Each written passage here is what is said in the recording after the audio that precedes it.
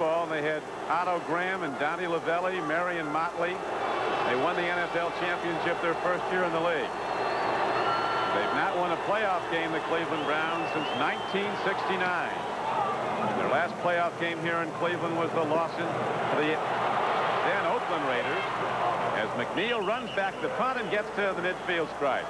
Tony Page got him. Browns try again, trailing by 3. As opposed to a field goal.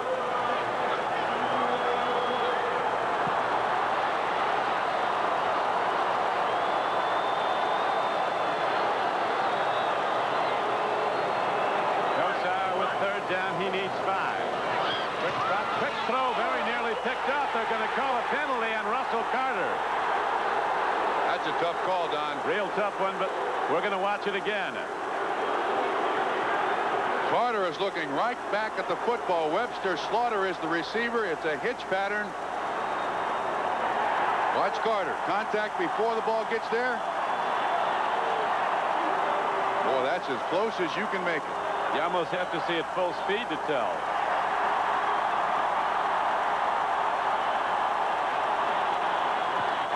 And here it is, no sooner said. Whoa, that looked like simultaneous contact. Did to me. But not to a guy who was a lot closer than we were. And so now the Browns have the ball. First and goal at the Jet 10-yard line. A touchdown would be huge. It would give Cleveland with the extra point a 4-point lead, and the Jets would have to go into the end zone. Kevin Mack down to the 5-yard line. Game clock down to 10:20 and running in the 4th quarter. The Jets 13, the Browns 10. MacArthur and Crable on the tackle.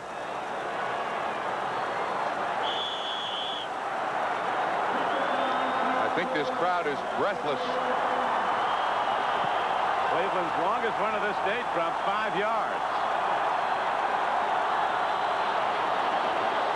Second and goal from the 5 for the Browns. Back to the 3.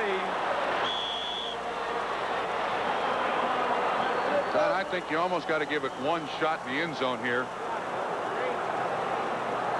You got to throw the ball in the end zone. Look at those numbers. The yards, very typical of the Cleveland Brown offense, but the completion percentage for Bernie Kosar, he comes in completing 58%. He's had his share of drops, not all his, but he's also missed some wide open receivers. How about 43 balls in the air, no interceptions though. Watch Harry Holt here. Watch Harry Holt here. 81. Third and goal for the Cleveland Browns, who trail 13-10 in the 4th quarter. 9:10 to play in it. Looking for the timing throw. Intercepted by Russell Carter. The drive is stopped. The Browns do not even get the field goal attempt to tie it, and the Jets take over the ball at their 20. First turnover of the day by either team. Ball thrown into double coverage. Someone was not supposed to be there. Russell Carter. You see, there's 3 defensive backs there. Kosar still throws it in. Interception, Jets.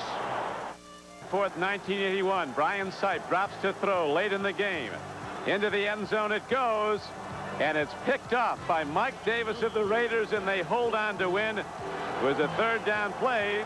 They called it red right 88, and today this sign reads at Cleveland Stadium, no red right 88s. Right now it is flanker right, and Al Toon takes the ball out to the 31-yard line. But in fairness to Brian Sipe, who threw that interception at the end of the Cleveland season, he was called by his teammate Superman. He personally carried them to the playoffs that year. That one errant throw, and the Raiders hung on, and they became the only wild card team subsequently to go on to win a Super Bowl. They beat Philadelphia, remember. No wild card team has ever won a Super Bowl other than that Raider team.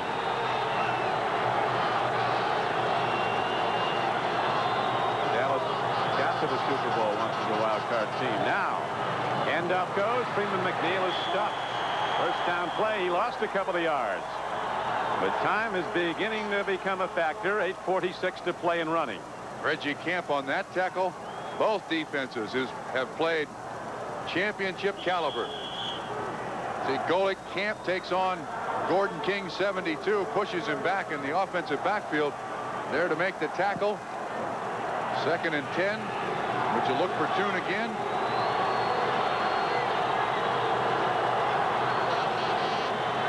Second and 12. Here's the rush. O'Brien dumps it over the middle to Tony Page, a big fullback. Head down. Tony Page working hard, gets very close to a first down. Might be less than a foot short of it, but it appears he is short as the linesman comes in. Ball and holding to a 13-10 lead. The Jets, during their 5-game losing streak at the end of the season, were beaten by an average margin of 35-7. But today, against a Cleveland team that rolled up 81 points in winning its final 2 regular season games, the Jets have held the Browns scoreless in the second half. They've held Cleveland at 10 points for the day so far. Sometimes, Trump, that week off does not serve a team well when they win a division because it's their first game in quite a while. Don, I'm not sure that's a factor today. You have to give a great deal of credit to the New York Jet defense. Well, that's the biggest factor. They have done their job. Bud Carson again has come up with a great game plan. Really? Jets are going to blast block the ball straight ahead. Mickey Schuler, Rocky Cleaver, and Billy Griggs. 3 tight ends are in. 13-10 Jets. 8 minutes to play in the game. If he got there, it's going to be very close. They gave it to Tony Page, a 5-foot 10-inch, 230-pound blaster.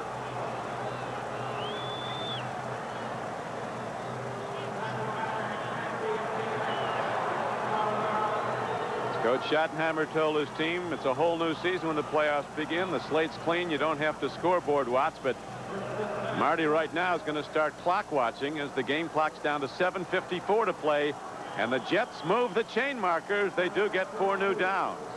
On an interception thrown by Bernie Kosar, his first in 4 games, including this one.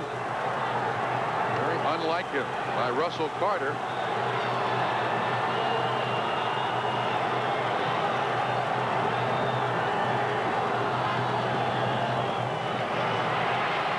McNeil turns the corner, and McNeil dives ahead for close to 10 yards and stays in bounds as the clock continues to tick down.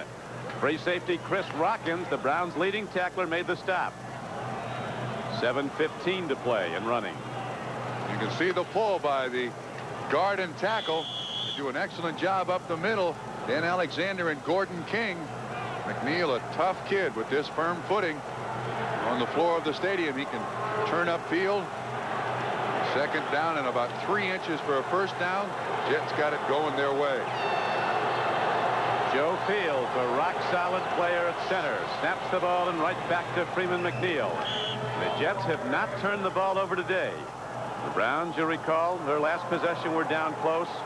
Within short field goal range, a 3rd down throw into the end zone was picked off by Russell Carter, the only Cleveland turnover this day. And the Jets have gone downfield from their 20 from there. 6:25 and running. There's Russell Carter, an All-American at SMU and a #1 draft choice of the Jets. On the field, he is one tough customer. Big hitter.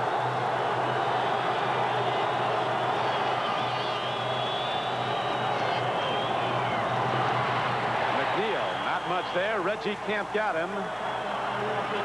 Now the clock ticks down inside of 6 minutes to play. Once again, Camp inside of Gordon King, the offensive right tackle of the Jets. You'll see the whole thing happen. He just turns Gordon King, pushes him back in the offensive line of scrimmage, the offensive backfield, and there to make the tackle. The Browns have won NFL championships, never a Super Bowl. The Jets, of course, have known that shining moment. January 1969 at the Orange Bowl. Colts favored by 17.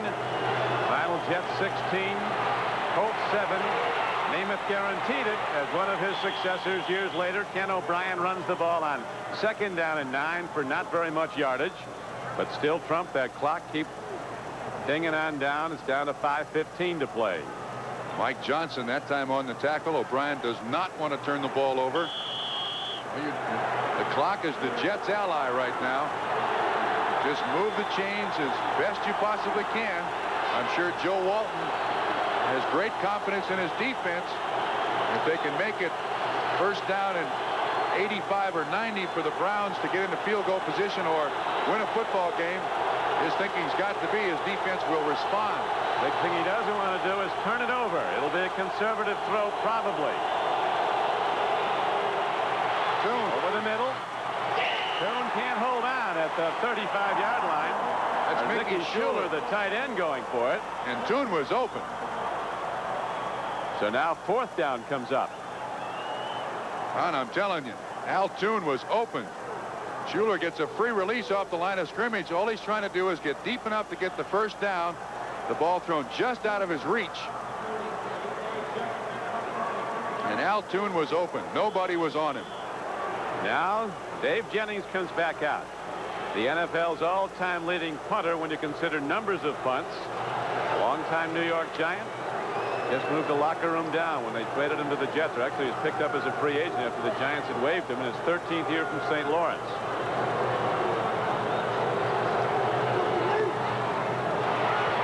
Places it nicely downfield.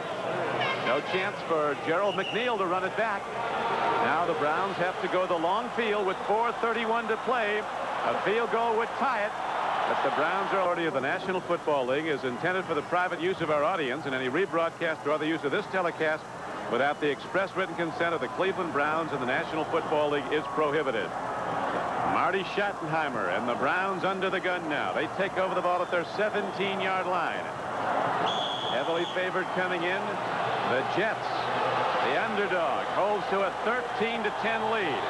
Browns have not scored in the second half. It was 10-10 at halftime. Last drive ended in the Jets end zone with an interception of Bernie Kosar by Russell Carter. No! Picked off by the Jets. Jerry Holmes has it, and they rule him down at the 20-yard line. So now the hopes of Cleveland all of a sudden on fire as people start swinging after the play. But Jerry Holmes, a cornerback who intercepted 6 in the regular season out of West Virginia, makes a huge play. And if it doesn't put the lid on for the Browns, it'll be close, as with 4:22 to play, the Jets are immediate field goal range. The 2 interceptions that Bernie Kosar has thrown today. This one, Holmes, you see, drops right out in front of Herman Fontenot. And he's there to make the interception. Stops the drive. And the one in the end zone by Russell Carter. You can see 3 defensive backs from the Jets there. Kosar still throws it in there. That was their last chance to score. And now the Jets, they own it. Kosar's going to get another crack at it, though. 1st and 10 for the Jets at the Cleveland 20. The Jets still without a turnover. Freeman McNeil breaks it, and he's going in. Freeman McNeil crosses the goal line, breaks the plane, and the Jets, the underdog, take a 19-10 lead. A 25-yard run following the interception. You can hear a pin drop.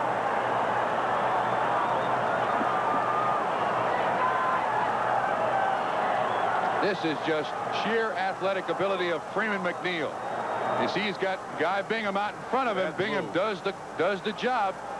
And with that good footing, McNeil makes one move into the end zone. 80,000 here at Cleveland Stadium, stunned as the Jets look to put up a 20th point. And the Browns need 2 scores just to tie the game. They need a touchdown and a field goal to tie the game with just 4:14 to play. 25-yard touchdown run, and when he got in the end zone, the Jet bench erupted. 5 losses,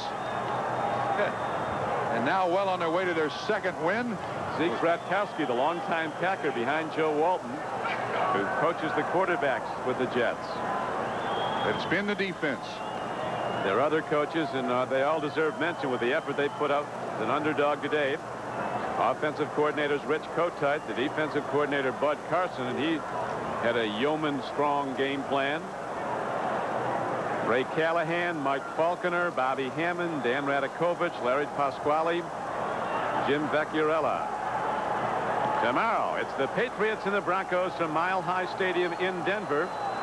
New England gets back quarterback Tony Eason. He's ready to go again after going out in the final regular season game at Miami when Grogan came in to play so beautifully and lead the Patriots to an upset win and an AFC Eastern Division title. The Broncos with Elway, always tough to beat at Mile High. Dick Enberg and Merlin Olsen getting ready out there with light calisthenics and some speed bag work. You can see the Cleveland Browns on the bench despondent. Felt that they had their best team. They were in the perfect position playing at home. And the Jets have taken it away from them. Immediately following the game on NFL 86, Bob Costas will be talking with Jim McMahon, the injured Chicago Bear quarterback. He'll take a look at all the playoff games coming up, AFC and NFC, as Scott Nicholas on the squib kick comes down and makes the play. Comes up with the ball. And so now the Browns are forced into an all-out deep throwing game. 4:08 to play, and they trail the underdog Jets 20-10. Jets have 5 defensive backs in the ball game. They're going to go with their prevent, and Cleveland has 5 wide receivers in the ball game. 4:08. Kosar's got to do something in the last 4 minutes that he's not been able to do in the last 56, and that's throw it deep.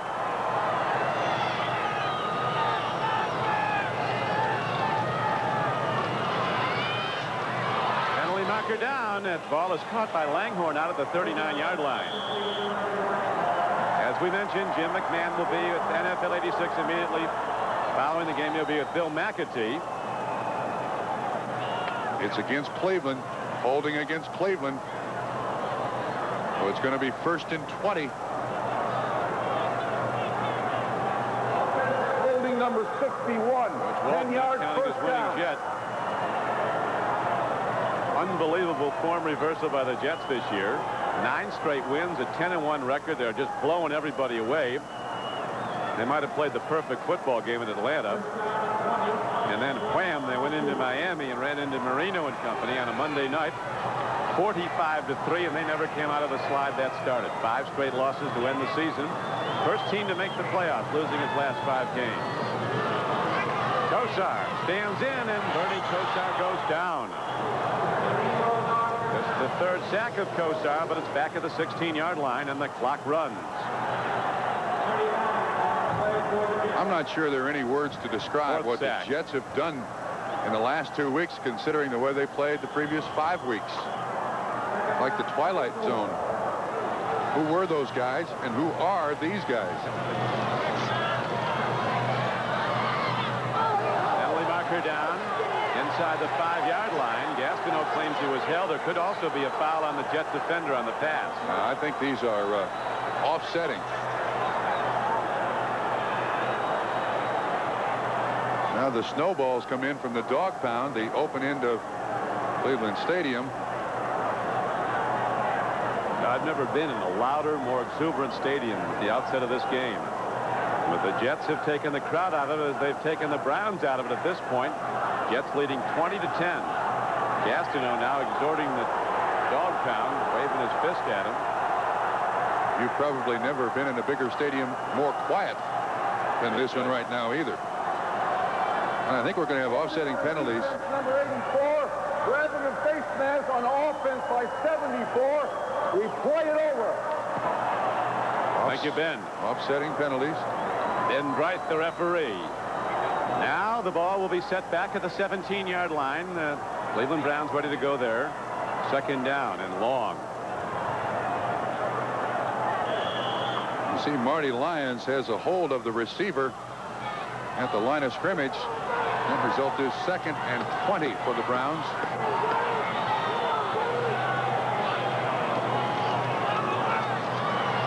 Kosar gets time, but it's slapped right back at him, and here's another penalty marker down. They might have Gastineau on a late hit.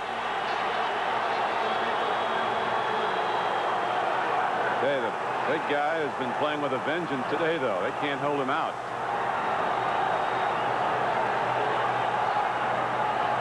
Ball is tipped at the line of scrimmage, but Gastineau gets by Farron. Ball away, and Gastineau continues. He wasn't the only one either. Bumping the quarterback, number 99. That's 15. That's a first down. Carl Howard also with the late hit. The game clock is down to 3:27 to play.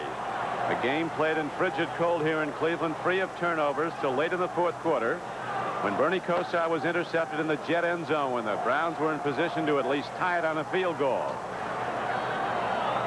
And then the Jets got another interception of Kosar.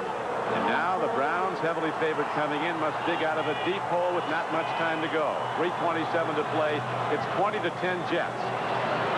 First and 10 throw, and Weathers can't get to the ball wrong side of him as the Jets continue to pressure Kosar.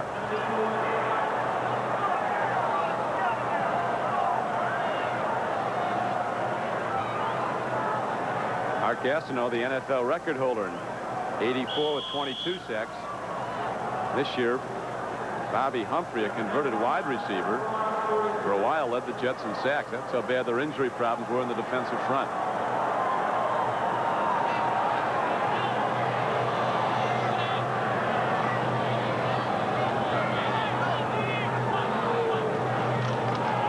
Second and 10, Kosar stands in.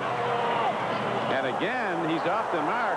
Weathers, there's a misconnection somewhere, but they're not on the same page because when he turns in, Kosar throws out. Very unusual for the Cleveland offense, too. Normally very much in sync. Had so many chances. 310 yards passing, but look at the completion percentage. The 2 interceptions, his first in 4 games. And he has 2 of them. He played 9 games this year without throwing an interception. 2 today in the biggest game of this 1986 season. And a very big down now comes up for Cleveland. 3rd down, and the Browns need 10.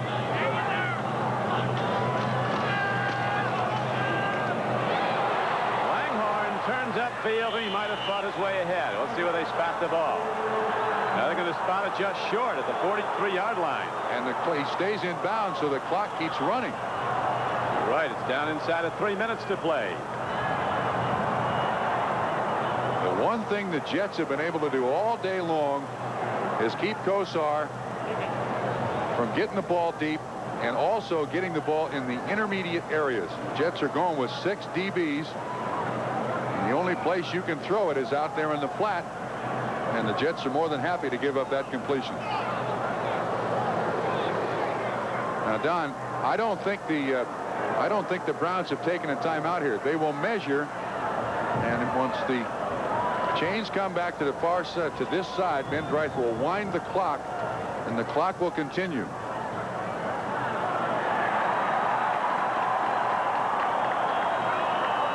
It is a first down. But it's given Cleveland a chance to collect their thoughts there. And they break the huddle, go right back to the line of scrimmage. They're ready to go. 2:59 left in the game. The major difference in this game, what was thought to be an overmatch in Cleveland's favor coming in, their passing game against the 28th ranked pass defense in the NFL, that of the Jets. The Browns have been unable to hit the deep ball. Jets playing way back in a zone now as Kosar stands in. Fires downfield. Langhorne makes the catch, gets out of bounds at the Jet side of the field. Down to the 45-yard line. Jerry Holmes knocked him out of bounds with 2:52 left to play. That prevent defense now that the Jets are using, the only yardage they're protecting is the yardage behind the defensive backs. You'll give up the completions in front, leading by 10. The clock is your ally. The Browns still have 3 timeouts left. Keep throwing it out there and keep shaking it down the field. Every down he has to throw. Gastineau coming from an upright stance. On the run. Kosar loop downfield to Brian Brennan, who's down to the 22-yard line. And the Browns quickly sprint downfield to go into alignment without a huddle. 23-yard gain to Brennan. No reason to call a timeout here. 2:36, 2:33, and ticking. You got 1 built-in timeout with that 2-minute warning. Browns need a touchdown, an extra point, and a field goal just to tie. Throw and a catch by Brian Brennan, and he's down at the 3-yard line as we're down to 2:15 to play. And the Browns call a timeout with 1st and goal coming up.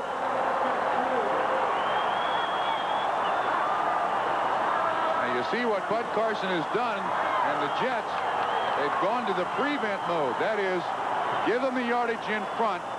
Play back and don't let them get a deep play on you. Well, what happens when you have just 3 men rushing and you can see them all there? If the quarterback has time, the receivers will find a dead spot. Kosar that time put it right on the money to Brennan.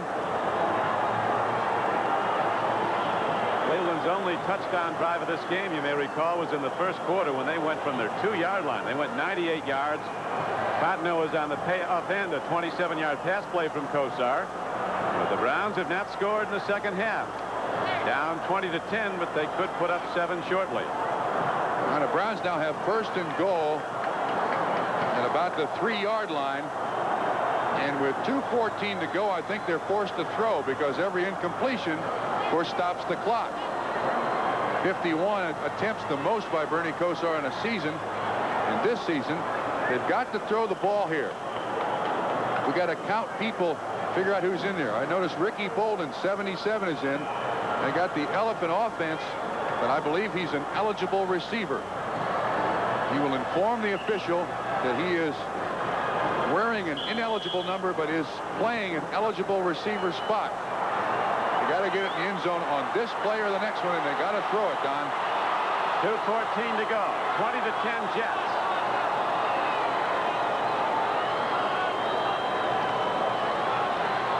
Curtis Dickey didn't get in, but he's close, and the clock runs. It'll go down to the 2-minute warning. He wants to get another. He can't get another playoff before the 2-minute warning. So the clock is stopped with 2 minutes to play. With the Browns 1 yard away from a touchdown, they need 10 in the lead. The Browns ready to take it in, and if they're successful, Trump, the onside kick, gamble and do that. Yeah, you have to. Cleveland only has 2 timeouts left. Your defense cannot stop the clock except with timeouts. So the Browns are really in a tough spot here. I believe they've got to get the ball in the line this time, and they also, I believe, have to throw it. Even though it's 2nd down and just inches here for the touchdown, you can't take a chance of running the ball and then have everybody pile on top of the running back and eating 30 or 45 seconds off the clock. So the quicker you can get in the end zone, the better chance your offense has if you score and recover the onside kick. Boy, if that onside kick isn't successful for the kicking team, though, the Jets have a lock on the game, really. But you don't have any other choice, Don. 2 minutes left with 2 timeouts left. And we're a step ahead of ourselves. The Browns aren't in yet. They got to get in. Once again, Ricky Bolden is number 77. Near side. He's an ineligible number playing an eligible spot. Kevin Mack might be slanting to the right side, the left side of the Jet defense. Kevin Mack is in, standing up. Lead blocker was Everett, and now it is a 20-16 game. 1:57 to play. The extra point coming up. And now those 2 missed field goals by Mark Mosley really large. Good job here by the offensive line. Excellent lead block by Everett on Kyle Clifton, and Kevin Mack goes in for the score. One thing about the Browns, they were known a few years ago as the Cardiac Kids. Nobody's left today. Mosley hits the extra point, and that was a very big one. Browns, if they can get the ball back and get in field goal range, could send it to overtime, but that's a long way off. Now that injury is a special guest on NFL 86 immediately following this game as they preview games to come and review today's. So far it's been a major upset. Jets leading 20-17. Now, let me make this comment about Mark Mosley. With all his experience, it's much more difficult for a straight ahead kicker to execute a good onside kick than it is a sidewinder. He's got to get the ball on the ground or they can fair catch it.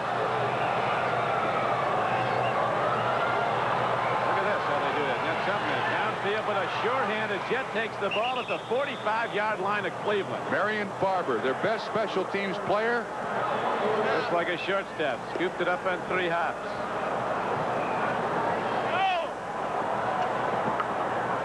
So the gamble did not come close to a victory for the Cleveland Browns. Everybody loves a gamble till he loses. And the Jets just won big there. Fans in Cleveland Stadium staying, hoping against hope that something strange happens. If the Jets hang on to the football, Browns have 2 timeouts left. 1:57 to go. Right to the run to Freeman McNeil. Thrown down for a loss at the 48. The Browns call a timeout. They have just one remaining. So the Jets in position to come very close to putting this game away. The Browns are going to get the ball back if there are no penalties. There's not going to be a lot of time left on the clock. Second timeout. People whooping about something down there. Well, Freeman McNeil is hurt, and they might have been able to stop the clock because of an injury timeout. Now, McNeil has got to come out for a play, but I think they charged Cleveland with the timeout.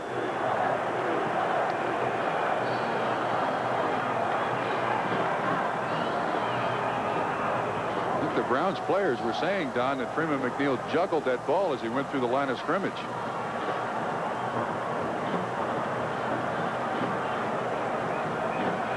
He has been the main force in the Jet attack today, and that 25-yard touchdown run following the interception may be the difference when the final gun sounds. Right now, 1:52 to play. Jets 20, Cleveland 17. The winner of this to play the winner of tomorrow's AFC game between the Patriots and the Broncos at Mile High Stadium in Denver. Airtime for that is at 3:30 Eastern Time. McNeil got poked in the eye, so Tony Page is in the ball game, along with 3 tight ends. And the Browns players are still commenting that they thought the ball was loose.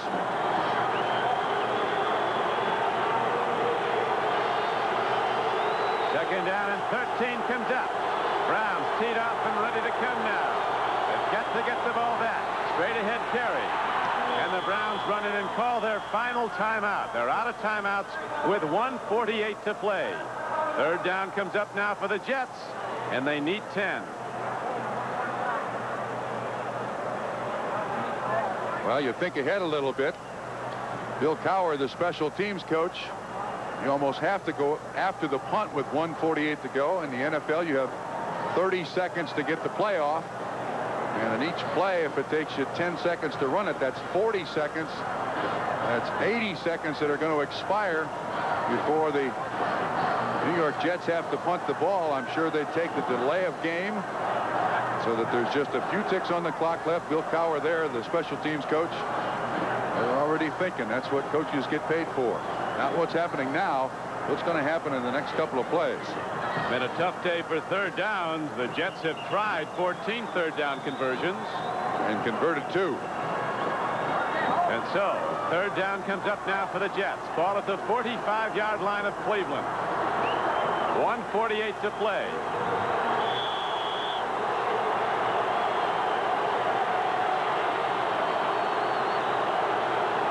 Browns are powerless to stop the clock. They're out of timeouts. Jets have all 3 remaining. That's the last thing they want to do, though. Stop it. Quarterback draw. Didn't get there. Line is down to the 48-yard line. And that stops the clock at least momentarily. The Jets made a mistake there. Any sack in the last 2 minutes of a half or the game, and the clock stops until they reset the ball. If they'd have run the ball, they'd have run more time off the clock. Now it's reset. 1:40 and ticking. They'll take 30 seconds. The Browns are going to get about a minute to try to get it in the end zone. But the first thing they got to do is try to block this punt. So fasten your seatbelts. We're going down to the final gun at Cleveland. McNeil is back to return the punt. Jennings steps out of the field. He'll hit it from about his 40-yard line. Game clock down to 1:16 as you see. Browns coming hard. They don't get to it. End over end punt. It takes a hop down inside the 10, and so Bernie Kosar and the Browns with a huge hole to get out of. There is a penalty marker down, though. I think it's holding against the Jets. 1:03 to play. It's holding against the Jets. That'll cost him 10 yards, make him kick it again. Holding against the Jets. Joe Walton wondering what happened. Thing that happened is the Jets have built up a 2017 lead with 63 seconds to play, and Cleveland's going to get the ball back now.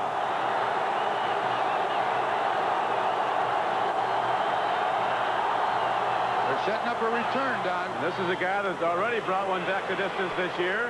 McNeil from his 22. He's out to the 32-yard line.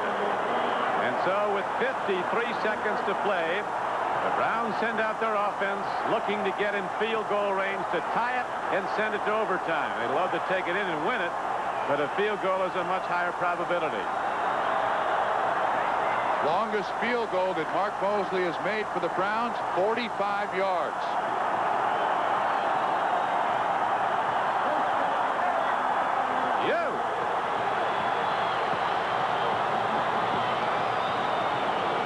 Kosar's been intercepted twice. The Jets have not turned over the ball in this game. Long ball, Brian Brennan. Tipped away, penalty marker at the 42-yard line. And the clock is stopped on the flag with 47 seconds to play. The Browns down by 3, about 15 yards from field goal range. Carl Howard, he'd have been better off if he grabbed Brennan. To push, they get the entire yardage at the point where the flag is thrown. If he pulls him to the ground, it's a 10-yard penalty. That ends up being a 26-yard play. 26-yard penalty. So now the pressure's on the Jets as the Browns come out of the huddle, the heavy favorite in this game. If they could come back and somehow win it, they'd have the home field for the American Conference Championship game.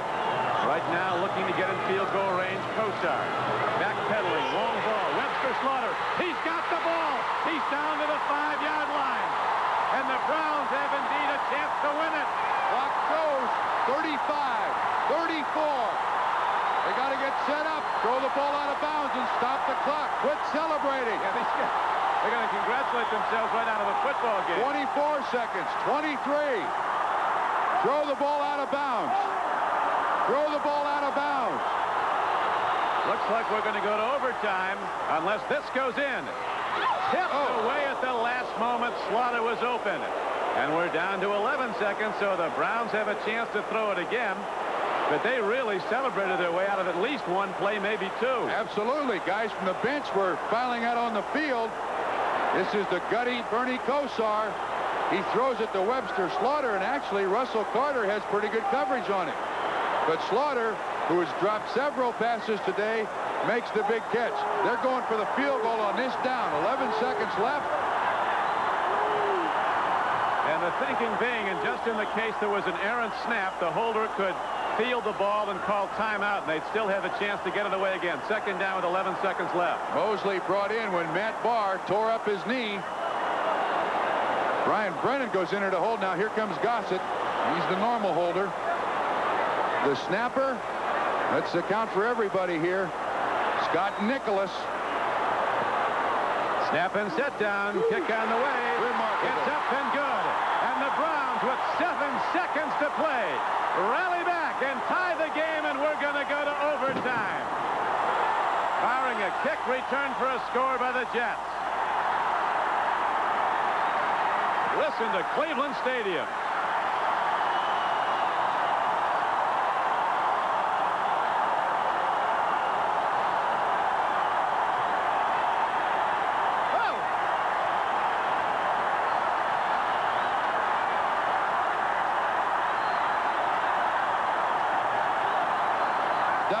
The Jet defense plays so well for 59 minutes, and in the last minute seem to take on that we've got this game won attitude and allow the Browns to go how many yards on that drive? They started with a 68-yard, a 62-yard drive with the field goal by Mosley.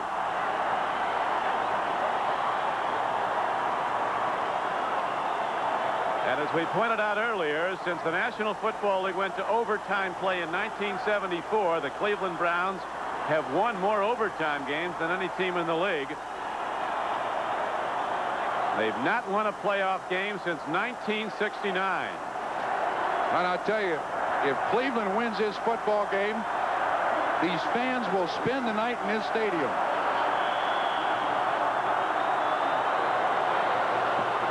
Line drive kick. JoJo Townsend, if he doesn't bring it back the distance, we're going to overtime. He's not done till he gets to 39, but that'll do it. The Browns rally back from 10 points behind in the fourth quarter to tie the game, and we're going to overtime at Cleveland. The most important play in overtime, the coin flip. Boy, is that the truth. Joe Fields is the captain. He will call. With the coin toss winner, and that was the Jets. They'll get the ball to start overtime. Townsend from the 15. And he's out to the 34-yard line. Travis Tucker made the stop for Cleveland.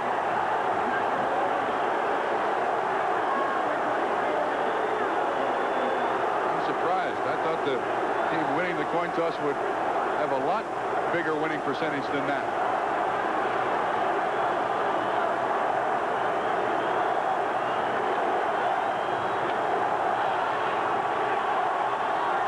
Unbelievable emotional level here at Cleveland as the fans are up and chanting, exhorting the defense to get it back. Ken O'Brien, new quarterback, since Pat Ryan was injured earlier, out tattered. And Walker looked the wrong way. It'll be second down and 10 for the Jets.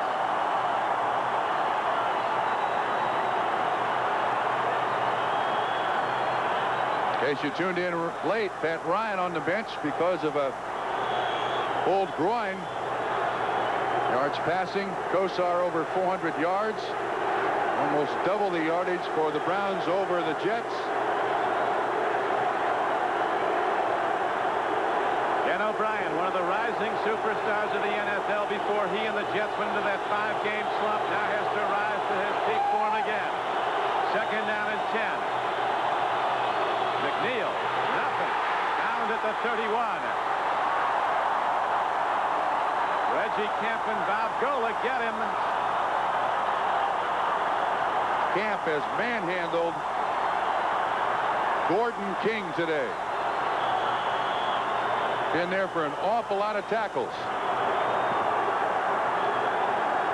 Brown defense has stuffed the Jets the last 2 possessions prior to this, you remember, to set up the scores. A touchdown to bring them within 3. Then they stopped the Jets after a failed onside kick and got the ball back again for the tying field goal. And now third down and 14. McNeil. Wing pass to McNeil. Puts a move on, but an open field stop is made at the 41-yard line. Mark Harper came up to make the play. Oh, was that a tackle? McNeil was almost by Mark Harper. This is the outlet receiver. Now watch this tackle. McNeil makes 1, 2 moves. Oh, that's a tackle.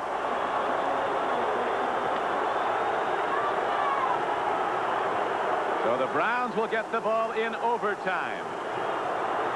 We're a minute and a half into overtime. 20-20.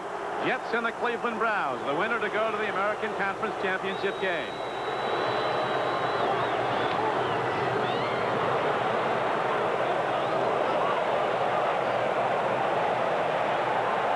Return man McNeil has to let it roll. It dies at the 26-yard line. 33-yard punt by Jennings.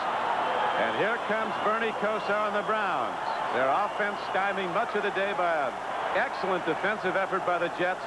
Then in those last 2 drives when the Browns had to have it, Kosar gave it to him. Kosar has thrown 2 interceptions, his 54 attempts today, the most in his career. And he's probably the only person in the stadium who will ask for quiet and get it.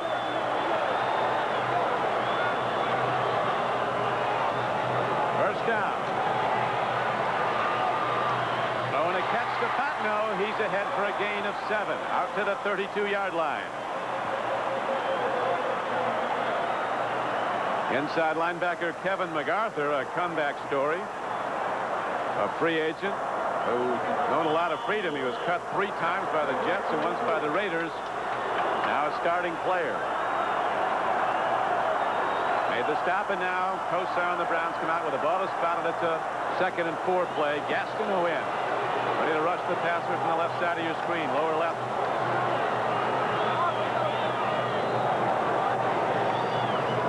And ahead. Very close to a first down. Kevin Mack gains about 4 yards, and it's going to be maybe close enough to measure. Marty Lyons on the tackle. Each team gets 2 timeouts. This is actually a perfect situation for Cleveland.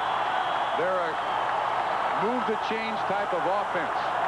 A little here, a little there. It's in the hands of Lindy Infante, the offensive coordinator of the Browns, and Bud Carson, the defensive coordinator of the Jets.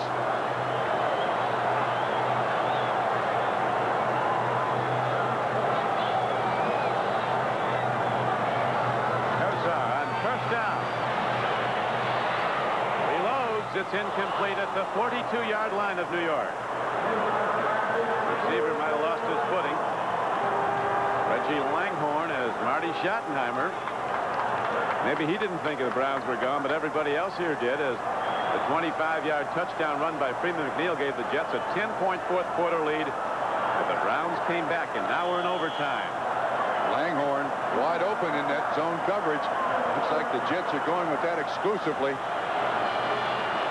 You got 1, 2, 3, 4, 5, 6 DBs in the ball game. A lot of people here didn't know what a football was the last time the Browns won a playoff game. That was in 1969. Not won a championship since '64. Over the middle throw. A catch is made by Fontenot. To Wolfsano, and Fontenot goes out to the 46-yard line. And the Browns inch closer, although they're still way, way out of field goal range. Broke the tackle of Lester Lyles. Browns going with a lot of underneath stuff now. It didn't work for 4 quarters, or almost 4 quarters. Now suddenly it is. 3rd down and short. Dickey, 33, Bolden, 77, and Harry Holt in the ball game. Those are now 28 of 57, career high of 428 yards. 80,000 filled this cavernous stadium. They're standing now as the Browns look to put up an overtime drive that would give them victory. Throw and a catch. And Kevin Mack, who's been having trouble dropping the ball in the second half, goes below his knees to make a first down reception, and the Browns cross midfield.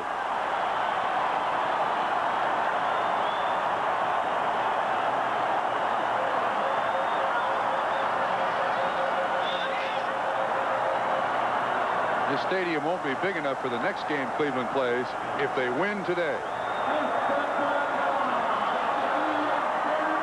We're now 4 minutes and 15 seconds into overtime. We'll play until somebody wins it.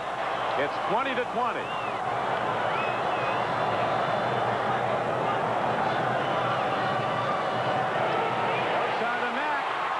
Linebackers back deep in zone coverage. It's wide open underneath, and the Browns hit for 10 more.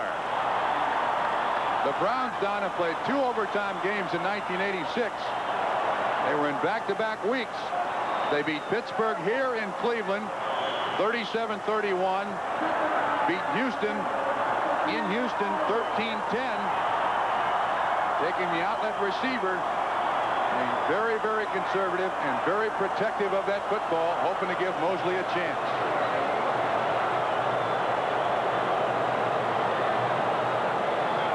Second down and less than a yard for Cleveland. Kevin Mack, the lone setback. Jets come with a blitz. Browns pick it up nicely. Long ball. Man is open. Fontenot. He's got the ball at the 5-yard line. That's Langhorne. Reggie Langhorne beats the corner deep. A 35-yard gainer. Jerry Holmes, man-to-man coverage. We documented early how accurate Bernie Kosar is when he throws the ball deep. He's not pretty, but he puts enough air under the ball that Langhorne can adjust to it, and they bring Mosley in, taking no chances. I think everybody remembers the failure of one of the NFL's best teams, the Raiders.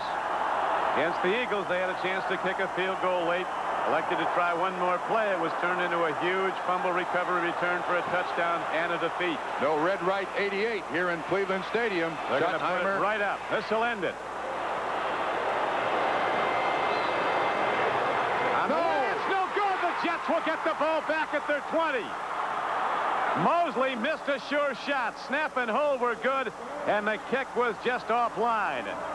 So the Browns, who had a chance to win it, now will have to go on defense as the Jets get it back. He's missed 3 today. That one from 23 yards, and Marty Schottenheimer says, no. He might be having another San Diego-Miami game of a few years ago. He knows immediately he misses it. So now the Jets get another chance. Play fake. O'Brien going deep. Now he swings it out. The ball is caught by Schuler out to the 27-yard line. The Jets seemingly were gone. A sure shot field goal, almost point blank for Mark Mosley, and he just pushed it off to the right. Look at the misses today. They've been expensive. This 15-year veteran, the Redskins' all-time scoring leader, who was waived by them this summer, picked up when Matt Barr, the normal Cleveland kicker, went down with a serious knee injury in an overtime victory over the Pittsburgh Steelers in the regular season. O'Brien looks, throws, and Altoon makes the catch, and he's out to the 38-yard line. Every throw is a dare now because a turnover in their end would be critical for the Jets.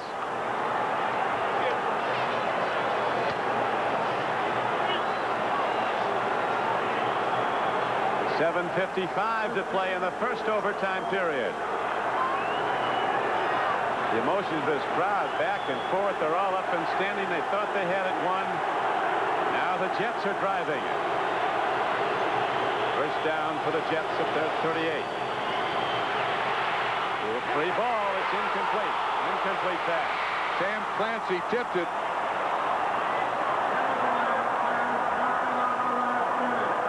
Reggie Camp almost caught that ball before it hit the ground. Pressure will come. You see Hairston 78 in there, and 91 Sam Clancy at 6'7", gets his hand up, and Camp almost catches the ball there. That ball stays up in the air for quite a while. Watch Camp, right in his chest, and he lets it get away.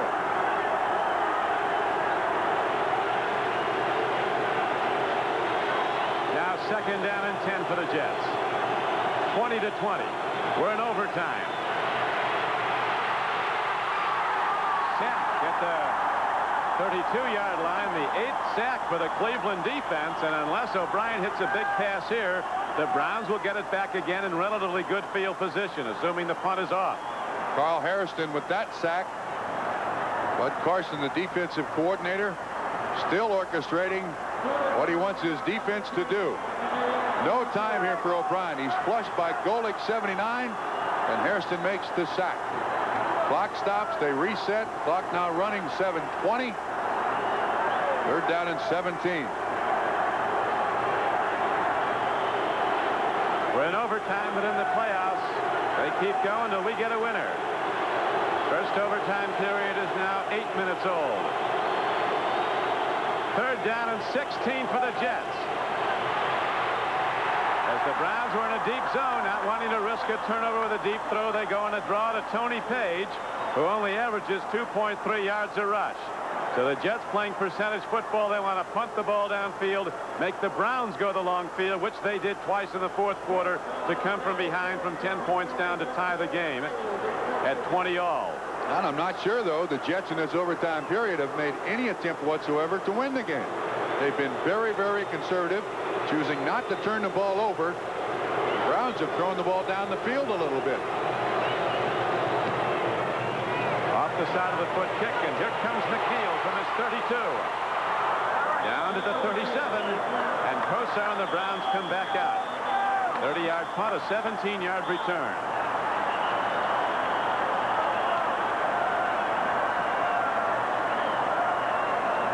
An illegal man downfield for the Jets. I think the Browns ought to take the ball. They'll get it at their own 38-yard line. They buy that. They're listening to you. Send their offense out. Have we missed anything in this football game? Is there anything that's not happened today?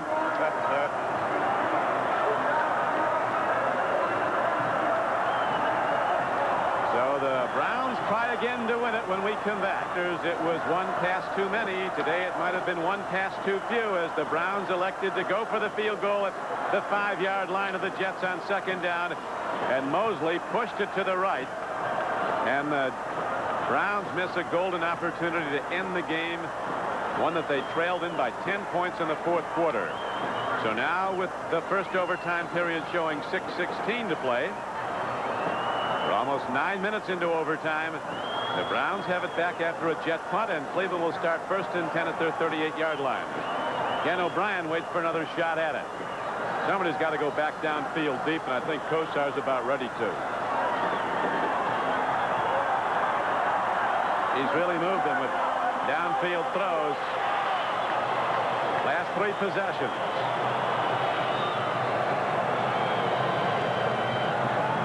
He loves the long ball. Has ever since he led Miami to that upset of Nebraska for a national championship in the '84 Orange Bowl. And up. Free ball! Browns seem to have it. Looked like the Browns got it back. And with it, a 4-yard gain. Ball on the field.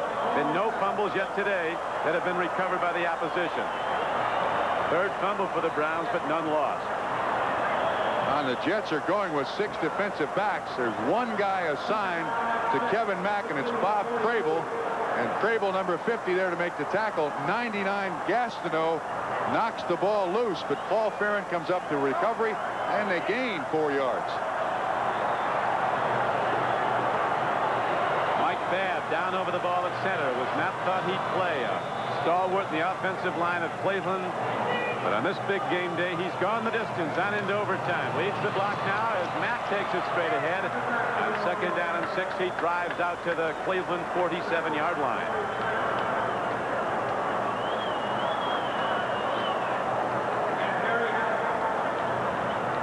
Going for bonus in this game. It could be the longest in NFL history before it's over. The longest on record is the 1971 game, the playoff game between the Chiefs and the Miami Dolphins at Kansas City, which Garo Yepremian ended in with a second period of overtime field goal.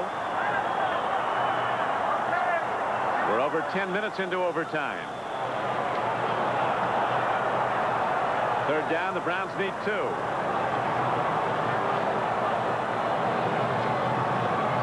No, didn't get there, and Cleveland will punt it. Cannot risk going on 4th down and turning the ball over to the Jets on the Cleveland side of the field. Marty Lyons there makes the tackle. The Browns were trying to fool the Jets there a little bit. They had their spread offense in there, but go with the sweep to combination running back wide receiver Herman Fontenot. Scott Nicholas now the snapper. You consider every factor of every play. Good snap needed here to Gossett. It is. Hit downfield. Kurt Sohn signals for a fair catch, and the Jets start out again at their 19-yard line as we now have 4:06 remaining in the first overtime period, and we remain tied at 20.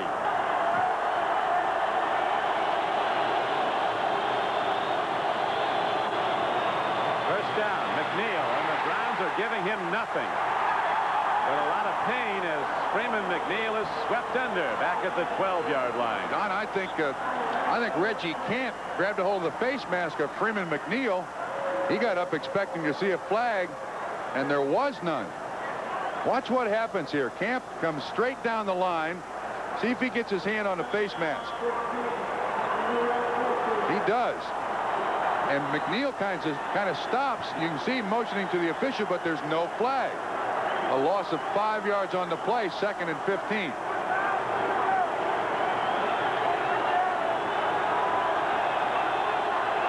McNeil has lost 12 yards in his last 3 carries. As right now on 2nd and 15, O'Brien stands in.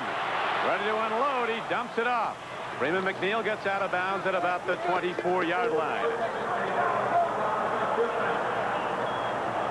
Stops the clock, but that's of no consequence in overtime. You get all you want.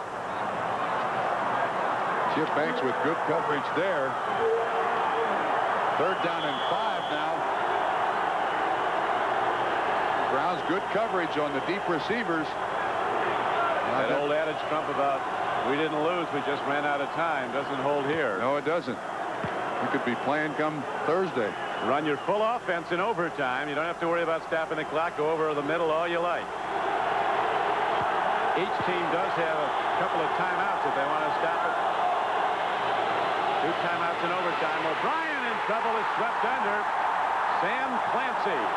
9 sacks for the Browns. A former basketball star at the University of Pittsburgh, who is really coming on as a defensive end, and he puts the heat on Ken O'Brien. And now the Browns are going to get a great opportunity again as the Jets have to punt from their own end. Jets are now 2 of 18 on 3rd downs for the game. 9 sacks allowed. Gerald McNeil standing at his own 48. If he catches the punt, the Browns will have great field position.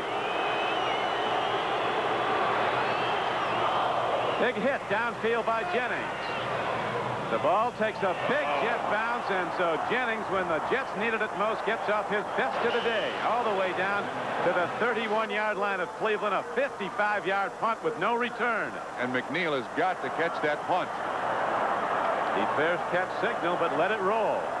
So instead of the good field position the Browns thought they'd get, they have to go the long field again from their 31, 1st down and 10. As we're now 12 and a half minutes into overtime. What's the limit here? The Jets are playing like world beaters. But the Cleveland Browns have done the best job offensively. It looks to me like Walton's idea is try to get the turnover by the defense. Don't turn it over on your offense. Kosar, the quarterback who came of age in his first year in the NFL, directing his team to a divisional title. Now the pressure on him. He's going to go to the run on 1st down, though, as penalty marker, expensive foul against the Jets. Lyles is caught with his hand on the mask of Kevin Mack. Lester Lyles grabbed a hold of the face mask. It looked like Kevin Mack was giving him a stiff arm. 3 flags came in.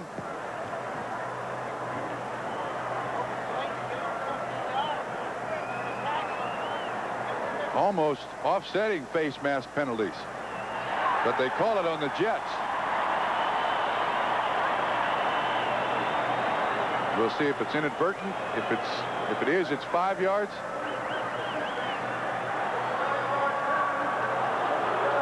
Inadvertent.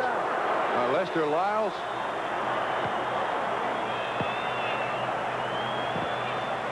At Soldier Field in Chicago, the Redskins and the Bears are underway. They have no score in the 1st quarter as yet.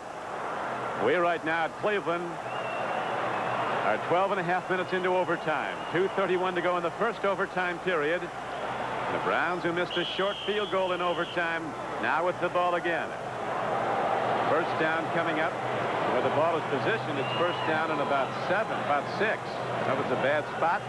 As Kosar throws over the middle, and Brian Brennan can't hold on, turning back at the ball. Don, you make an excellent point here. They've got 1st down and 6. And it really should be 2nd down and 10 now with that incomplete pass. I don't know what the situation is on the sideline. Kosar's arm's going to fall off before this one's over. 477 yards passing. The interceptions were very big. One by Russell Carter in the end zone in regulation. Stopped the drive as the Browns were right down close. Down was repeated because of the face mask, and now 2nd down comes up. 2nd down and 6 for Cleveland. Timing throw. Brennan catches the ball and gets to the 39-yard line. 3rd down and about 2 comes up for Cleveland. Rich Miano on the tackle. The Jets staying with their 6 defensive backs. 2:01, 2 minutes left in the 1st overtime period. There is no 2-minute warning in the overtime period. Big guys now come in for Cleveland. These players drained physically and emotionally by the swing in this game and the length of it, as we're now into the final 2 minutes of the 1st overtime period. Kosar with 62 throws today goes to the run, and Kevin Mack almost breaks it. He did break the first wave of tacklers and got out to the 44-yard line. He got a 1st down for Cleveland. 62 attempts, a new playoff NFL record. The drive continues. 1:30.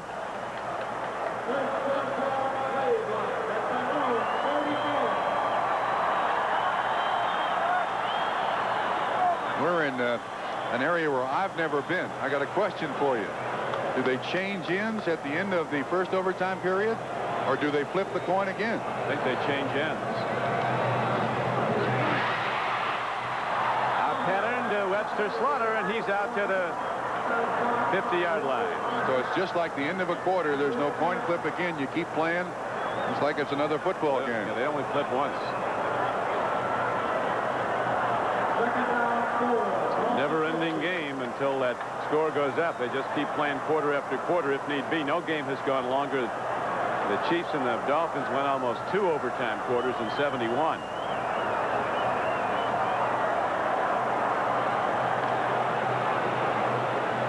Ernie Kosar keeps extending his own playoff records with every pass in this game.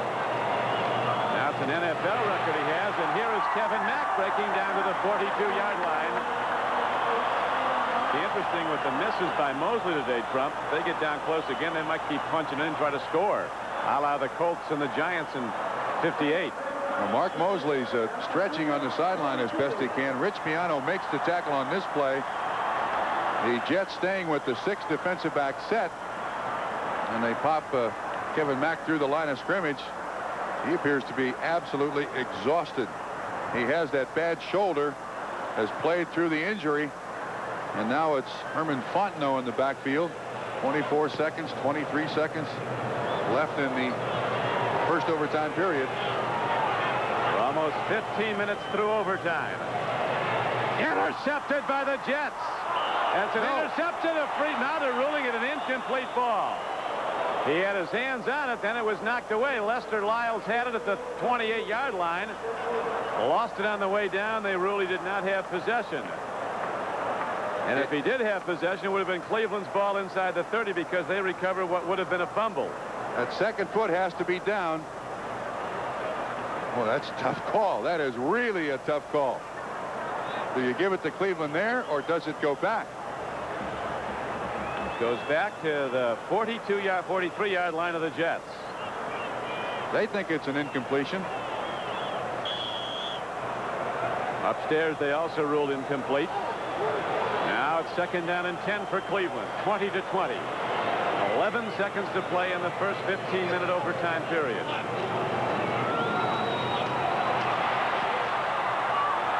Daring not to fumble, Herman Fontenot wrestles with both arms on the ball down to the 35-yard line. And the first overtime period is over and out. We'll be back to Cleveland for another overtime period after these messages. We are now ready to start a second overtime period.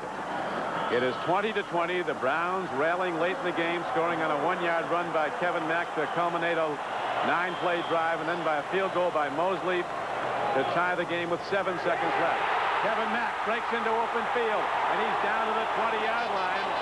And again, the Browns are in field goal range, but that has not meant points on 3 occasions earlier when Mosley's missed field goals.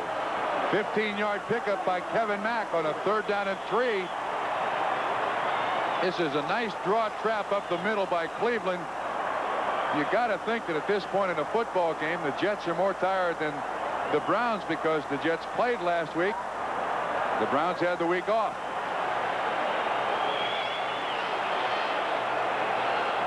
They're at the outfield end of Cleveland Stadium, driving towards the open end of the stadium. Turf is tight here. End up to Mack, right back to the same play. Power blocking up front from Fike and Farron, the guards, and Babb, the center. And again, straight ahead field goal range as they're keeping the ball right at the uprights, but the Browns are not going to risk another field goal try from this far out, at least, as they're going to keep driving the ball. A lot of teams would go right to the field goal here, not risk a turnover. It would be a 33-yard attempt here. Mosley's already missed from 23. Cleveland's gained the majority of the yards in this overtime period. 10th play of the drive coming up. Kosar, the second-year quarterback, with 2 wideouts left and 1 to the right. Mack the setback. Mack gets the ball. Again, he breaks the wave of tacklers, breaks it down to the 9-yard line, and still no field goal unit out for Cleveland. Apparently, Schottenheimer's not going to risk it. He thinks it's safe to pound the ball. Here he comes. And you realize, too, that the last time the Browns were in this position in 1981, Their kicker was Don Cockcroft, a straight-ahead kicker. Although it was against the wind, today the wind is no factor whatsoever. Our thanks to NBC statistician Ross Steiderman and Steve Bozica, as we could be down to the end, a 27-yard field goal. Our producer today for NBC Sports, George Finkel. Our director, John Gonzalez. The executive producer of NBC Sports, Michael Weissman. The coordinating producer of NFL football, Ted Nathanson. And there's more coming up tomorrow at 3:30 Eastern Time. It's to NFL 86 and then to Mile High Stadium in Denver, where Dan Reeves and his Broncos are ready to hook up with Raymond Berry and his Patriots in a divisional playoff game. The winner to play the winner of this game. And that winner, we've thought in past situations like this, would be Cleveland, but not so, as Mosley's had a bad day. He's had a lot of great ones in his 15 years. On the Jets trying to ice Mark Mosley, the oldest kicker in the NFL. They take a timeout, let him think about those misses he's had today. Scott Nicholas is the snapper. Jeff Gossett is the holder. Those uprights are 12 yards wide. They got it right now. Look like the distance between two fingers to Mark Mosley. Snap and set down, and the game is history. Cleveland wins it.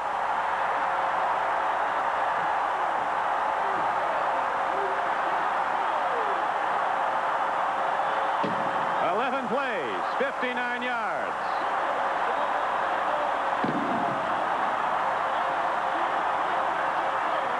And a celebration begins in Cleveland over one of the great victories in the storied history of the Browns. 23-20 in a second overtime period, the second longest game in NFL history.